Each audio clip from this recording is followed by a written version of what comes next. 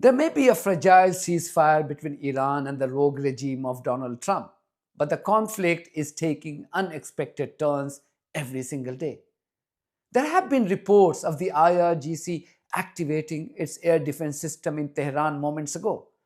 This is extremely significant given recent reports of China strengthening Iran's air defense system. Meanwhile, Trump appears to have unified the Iranian leadership in a way never seen before, even as his own administration is imploding spectacularly as the head of the US Navy is sacked amidst the war with Iran. Elsewhere, Iran has released a video of its own raid on commercial ships that it captured from the Strait of Hormuz yesterday. This would be the broad focus of my video tonight. Also in this video, Iran's Lego video series leaves even the Western media speechless.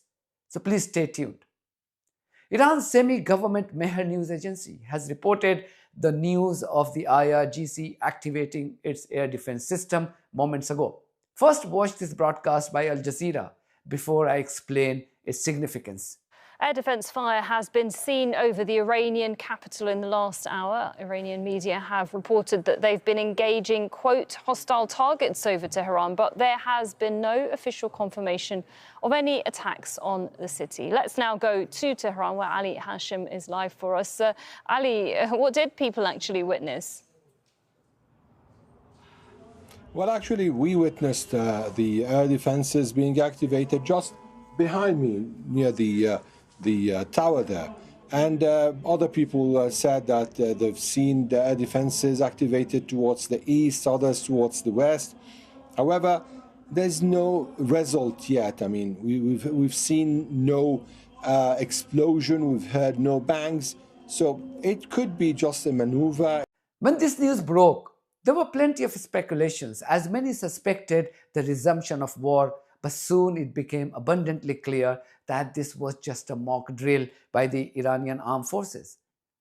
While the Iranian military has not commented officially on this development, it's worth remembering what took place earlier this month, 11th of April to be precise, when the US accused China of sending a shipment of sophisticated weapons to boost the Islamic Republic's air defense system. Such was the consternation in the US administration that Trump himself had claimed to have written to China begging the Chinese government to not send any weapons to Iran. You may remember his empty threats to China then. That China is preparing to ship weapons to Iran. Well, if China does that, China's going to have big problems, okay? It's in this context that many are now wondering if what happened tonight in Tehran was just the Iranian military testing the new air defense system provided by China earlier this month. The ceasefire has seen Iran aggressively improving its military preparedness. First, the Iranian aerospace commander unveiled his country's underwater missile city, stating that his country would be using newly built ballistic missiles if the war resumes. Then Iran swarmed the Strait of Hormuz with gunboats as armed and masked IRGC personnel took control of 2 oil tankers and damaged the third one in a surprise attack on Wednesday, which is yesterday. The Iranian military later released a video of its operation. Iran then announced that it had received its first payment from the tolls that it collected from the Strait of Hormuz. Mind you, this payment was collected in Chinese currency and not US dollars.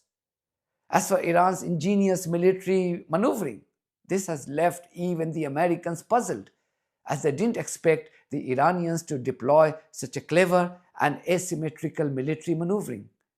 This further exposed the claims made by the deranged occupant of the White House, Donald Trump, on having destroyed the Iranian Navy. While Iran has continued to surprise its enemies even during the ceasefire, the US military is imploding in a way never seen before. After having fired over a dozen military generals, the thug masquerading as US Secretary of War Pete Hegseth has now sacked the head of his country's Navy, John Fallon. You don't fire the topmost leader in the Navy right at a time when the role of the Navy has become so crucial in the war against Iran. This means only one thing.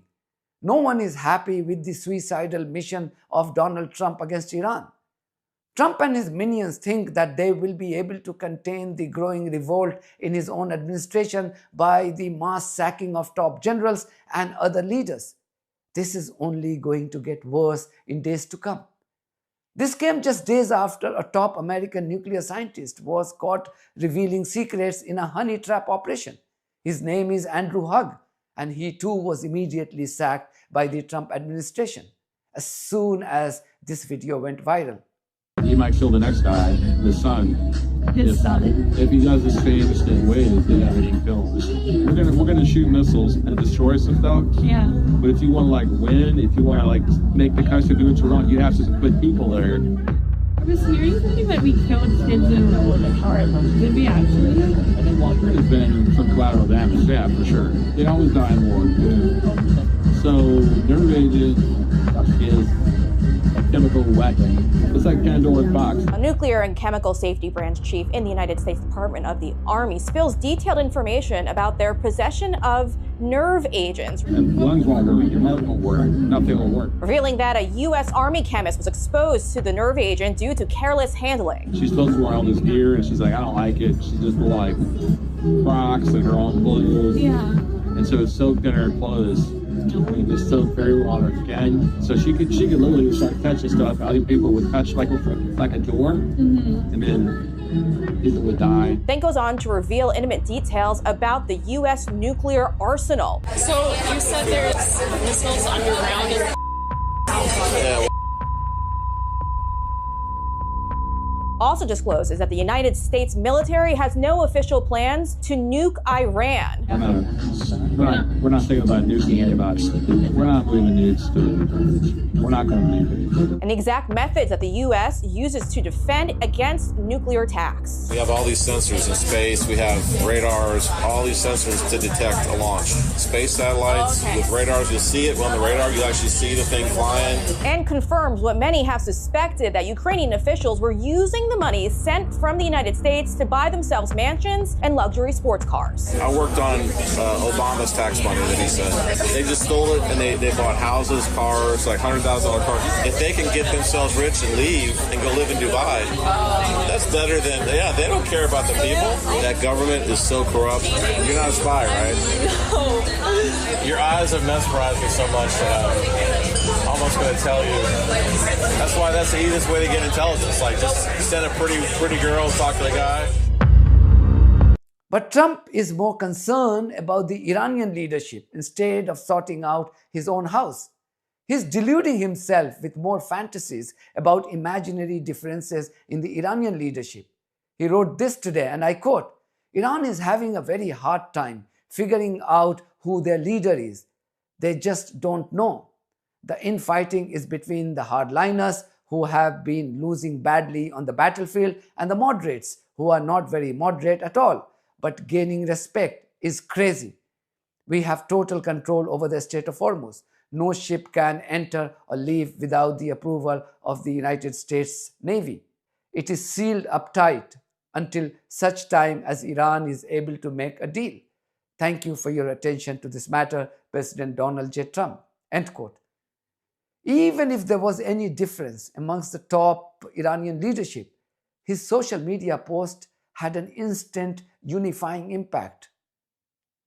President Masoud Pezeshkian wrote this on social media, and I quote, "In Iran, there are no hardliners or moderates. We are all Iranians and revolutionaries with ironclad unity of nation and state and obedience to the supreme leader. We will make the aggressor regret. One God, one nation, one leader, one path. Victory for Iran, dearer than life." End quote. Iranian Parliament or Majlis Speaker Mohammad Baqir Qalibaf wrote almost an identical tweet, and I quote, "In Iran, there are no radicals or moderates. We are all Iranian and revolutionary. And with the iron unity of the nation and government with complete obedience to the supreme leader of the revolution, we will make the aggressor criminal regret his action. One God, one leader, one nation, and one path. That path being the path to victory for Iran, dearer than life." End quote. An Iranian foreign minister, Sayyid Abbas Araghchi, wrote this, and I quote, "The failure of Israel's terrorist killings is reflected in how Iran's state institutions continue to act with unity, purpose, and discipline. The battlefield and diplomacy are fully coordinated fronts in the same war. Iranians are all united more than ever before. End quote. Arakchi calling Israelis terrorists sounded apt on a day when the depraved Zionist murdered one more journalist in Lebanon. Amal Khalil was murdered by the Israeli terrorists in the line of duty. Israelis then slaughtered more children in North Gaza in another violation of the ceasefire. This is why I had warned on the very first day that Hamas was making a grave mistake by agreeing to everything proposed by the Israeli slave Trump. According to one report, Israel has now violated the Gaza ceasefire more than 2,500 times since last year. And Iran's asymmetric warfare isn't the only thing causing grief to Trump and his Israeli masters. The Islamic Republic's ability to exploit AI and social media to heap embarrassment on its enemies is now being recognized even by the Western media. I will leave you with this video from France 24 TV, where the presenter is explaining the power of Iran's Lego video series. The war in Iran just isn't just on the battlefield, it's also online via AI slopaganda. And Iran certainly has been playing Donald Trump at his own game by releasing a wave of AI-generated videos about the conflict in Iran, which ridicule the US war effort and mock the US president. Now, many of them even depict Donald Trump as having started this war to distract from his ties to Jeffrey Epstein. And particularly viral are these Lego-style animations created by a pro-Iran group named Explosive Media. They've animated essentially every moment of this conflict, and they've racked up hundreds of millions of views online. For example, one recent video was captioned, "Trump surrendered, Iran won, Taco will always remain Taco." Taco referring to Trump always chickens out. And indeed, the video, which was reshared particularly, showed the war continuing until 2027. It showed the Middle East in disarray from bombing, rising costs in the US, prompting people to struggle with the cost of living, and Trump having an ongoing nightmare about all of this taking place. And it essentially implies that Trump signed the 2-week ceasefire with Iran due to this ongoing nightmare and prompting him into making that decision because of that. Now, a few days after this video hit the internet, Google, the owners of YouTube, banned Explosive Media's official YouTube account, and they told Middle East Eye that they did this because they said the account violated its spam, deceptive practices and scams policies. Now, this has prompted outrage from the Iranian Ministry of Foreign Affairs, who said online via its spokesperson, in a land that proudly hosts Pixar, DreamWorks and Disney, an independent animated YouTube channel which has organically grown by depicting US aggression and warmongering, was abruptly shut down. They say that this was done simply to suppress the truth about the US illegal war in Iran and shield the American administration's false narrative from any competing voice. Now, the creators of these Lego-style videos, Explosive Media, have also reacted. They say, seriously, are our Lego-style animations actually violent? Now, as of now, the Lego videos remain published on Meta platforms like Facebook and Instagram, as well as TikTok and X. But as we can see, the YouTube is certainly out of order.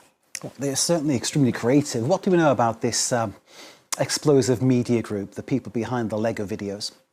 Well, that is a good question. Well, we don't know their identities or which AI they use or where they are based, but a representative for Explosive Media, who asked to be referred to as Mr. Explosive, well, he recently gave an interview to the BBC. Now, he said that the team at Explosive Media consists of less than 10 people. They said that they use Lego because it's a, quote, world language. And also, interestingly, when pressed by the journalist, he admitted that the Iranian government is one of their clients, even though they had previously claimed that they are an independent group. Now, according to The New Yorker, Explosive Media began as a YouTube channel featuring political commentary on the Middle East via a young Iranian man. But most of these videos didn't gain any traction, only racking up a few hundred views. But this all changed in February when the group began posting these Lego-style videos about the war in Iran. And these have certainly gone viral. They're reposted not only by official government Iran accounts and pro-Iran accounts, but also social media users worldwide. And even though these videos videos aren't factually accurate. But you also have to remember,